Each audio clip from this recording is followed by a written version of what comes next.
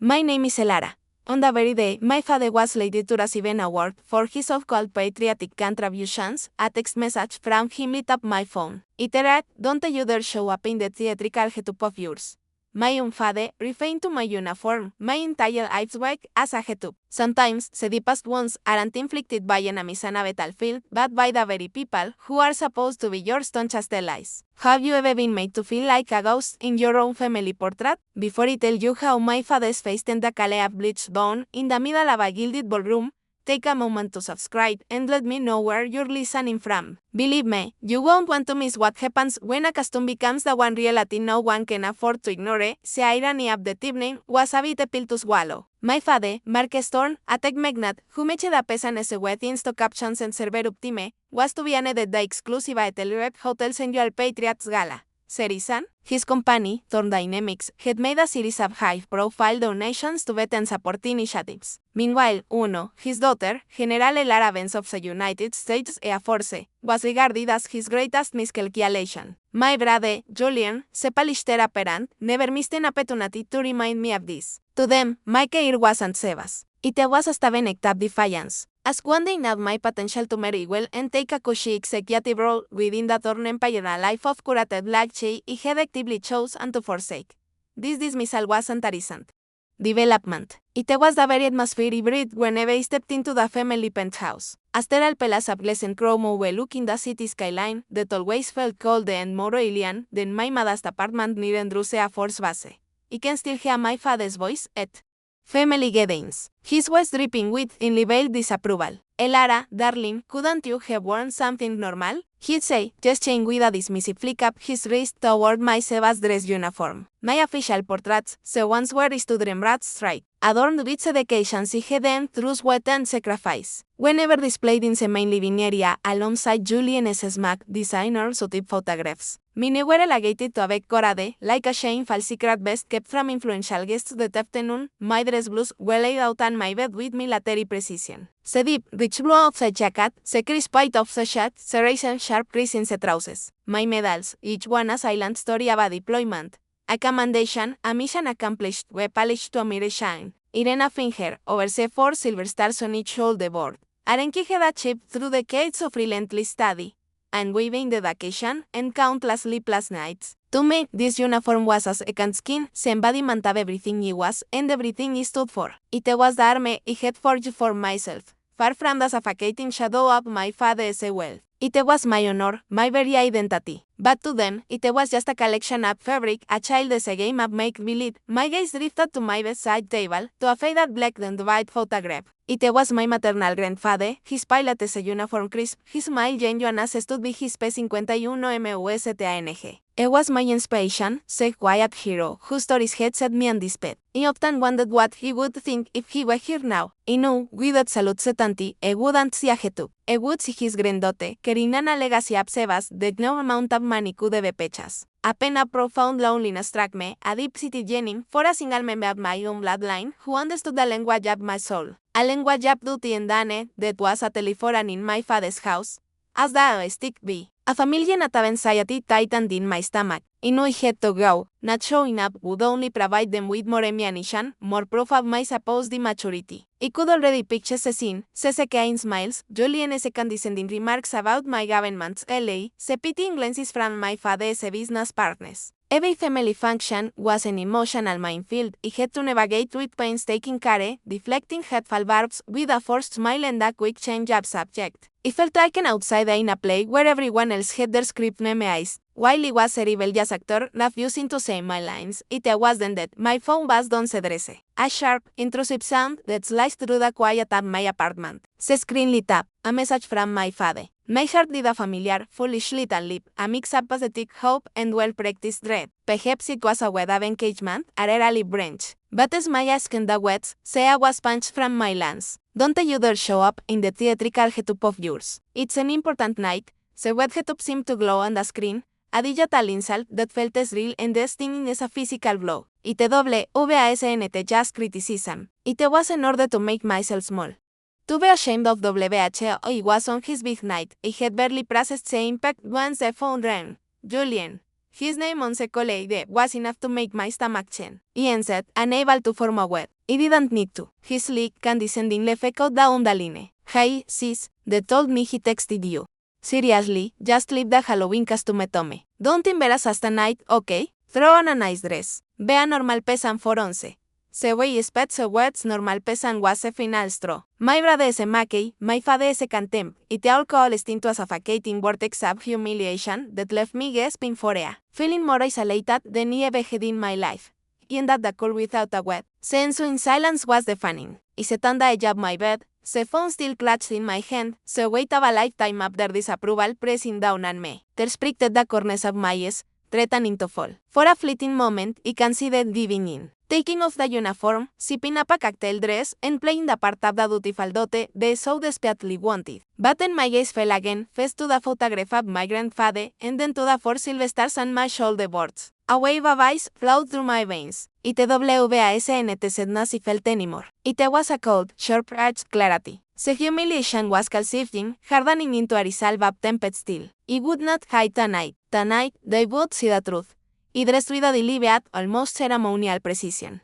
As if each component of the uniform was another brick in the fortress, it was building out my wounded heart. First, the dark blue trousers, then the immaculate white shirt and black tie. The jacket, heavy with the weight of tradition and expectation, settled onto my shoulders. Every button and pheasant felt like a small act of rebellion. As I affixed the shoulder boards with their 4 gleaming stars, symbols of a reality my family refused to acknowledge, 7 instant of humiliation was gone. In its place was a frigid calm, a determination as sharp as a bayonet. I wasn't going to their party seeking approval. I was going to show them, without speaking a single word, precisely who I was. The only costume I had ever worn was the polite smile I pasted on in the room. Tonight, for the first time, I would wear my own skin as I stood before the full-length mirror. The reflection that stared back was that of a woman I almost didn't recognize, not because of the uniform, but because of the chilling resolve in her eyes. The softness was gone, replaced by a formidable hardness. My mind flashed back to last Christmas. We were in the penthouse, and Julian, his platinum watch glinting, and the darkest lighting, had asked me in front of all their best friends if my public servant salary was enough to cover my rent, or if that was still helping me out.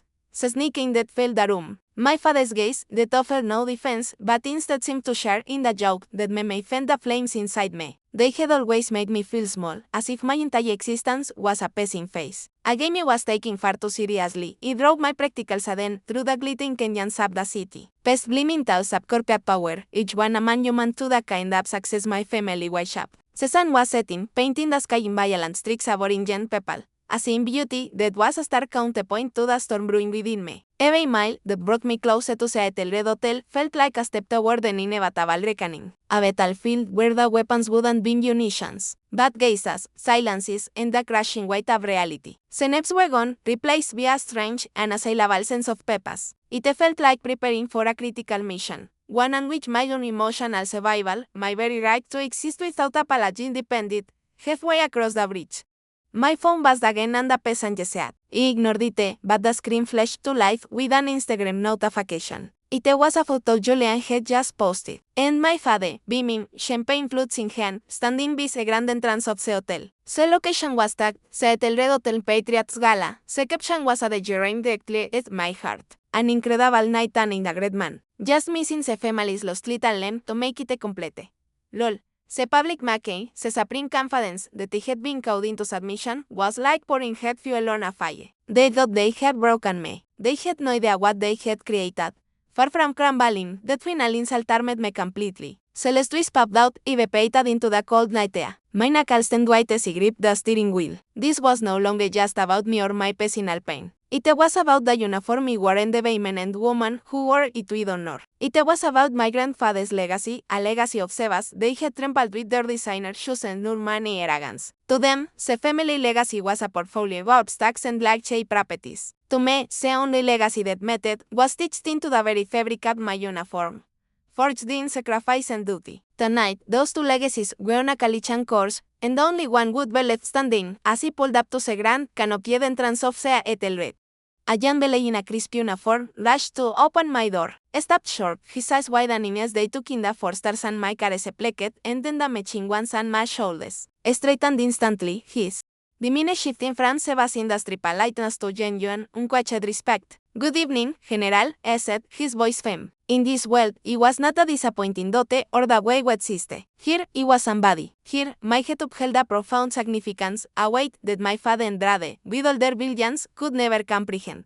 Let alone pechas, he walked from the entrance toward the grand ballroom. Sea was thick with doesn't have expensive perfume and floral arrangements. It could hear the muffled orchestra and the bass-up conversation from within. Each step on the plush crimson carpet felt deliberate, matched. As he moved through the opulent lobby, y pesta de military offices in their own dress uniforms. A navy captain gave me a sharp, respectful nod. A young main second lieutenant instinctively straightened his posture. Every one of these small gestures was an affirmation. A reinforcement of my place in a well-built and merit. Not inheritance, was mentally preparing myself, mapping the layout of the ballroom. Anticipating the exact moment the rise would fall on me. There would be no shouting, no dramatic confrontation. My mere presence in this uniform would be the loudest statement of the night. Just before I reached the ornate double doors of the ballroom, a wave of icy panic washed over me. For one terrifying second, the little girl inside, who just wanted her disapproval, screamed to be heard. What if they left? What if they just ignored me, turning my act of defiance into an even greater humiliation? The doubt was a potent venom threatening to dissolve my resolve. I paused in the alcove, taking a deep breath, fighting the sudden, overwhelming urge to turn and flee. Julian's voice echoed in my head. Don't embarrass us. The weight of a lifetime of feeling inadequate threatened to crush me right there. I closed my eyes. And the image of my grandfather materialized in my mind clear as day. His smiling face in the tall photograph, his uniform immaculate. I remembered his stories not of combat, but of camaraderie, of purpose, of knowing he was part of something larger than himself. And then, I remembered my father's exact words. Theatrical head-up. That cruel, dismissive phrase became my anchor. The humiliation turned into pure, high-octane fuel. My spine straightened. I opened my eyes. The doubt was gone, replaced by a crystalline, unyielding certainty. I wasn't here for them. I was here for me, and for him. I finally understood the true nature of the evening's transaction. My father's award wasn't for patriotism. It was for optics. His generous donations were strategic investments, a way to polish his public image and curry favor to secure lucrative defense contracts for Thorn Dynamics' new cybersecurity division. His philanthropy was a mask, a business tool. He was leveraging the prestige of the armed forces, the very institution he secretly despised in me, for his own financial gain. The irony was so profound, it was almost comical. My father was about to be honored for wearing a costume of his own, that of secret benefactor, while making the only authentic uniform in the family. With that final, clarifying thought, he approached the ballroom doors. Through the beveled glass panels, he could see the glittering scene within, a sea of dress uniforms and evening gowns, the sparkle of jewelry and medals. He could pick out my father's table, front and center, right before the podium. He was laughing, completely at ease, a king in his court. He took one last, deep breath and placed my hand on the heavy, polished brass handle. The cold of the metal grounded me, bracing me for the storm he was about to unleash, not with an explosion, but with the quiet, undeniable force of the truth. He was ready to push open the heavy oak doors. And the sound of the ballroom washed over me the cacophony of laughter, clinking glasses. And the meme of 100 conversations under the brilliant glare of crystal chandeliers. For a moment, it was an intruder, a familiar feeling. My scanner room, quickly finding the head table. There was my father, Marquez, the center of his own universe, smiling and gesturing with a champagne flute. Beside him, Julian was laughing, basking in the reflected glory. Neither of them saw me yet. To them, it still didn't exist. It took my first step into the room, and my presence was like a stone dropped into a placid pond.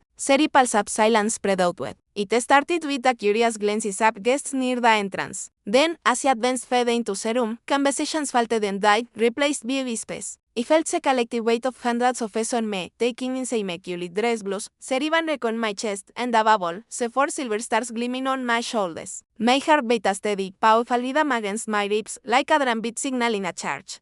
But my face remained the same mask composure I had spent years perfecting. I didn't walk toward my family's table. Instead, I began a slow, deliberate second of the room's peimate, a calculated move that allowed me to both observe and be observed. As if a class of high-ranking officers near the bar, a snippet-up conversation reached my ears and turned my blood to ice. A 3-star army general, a man he respected immensely, was speaking in a low, candid voice. Marquez Turner's donation was a godsend for the wounded warrior housing project. I said, then his voice dropped further. But Talbatis, he's got his eye on the new Pentagon cybersecurity contract. Smart move. Use philanthropy to grease.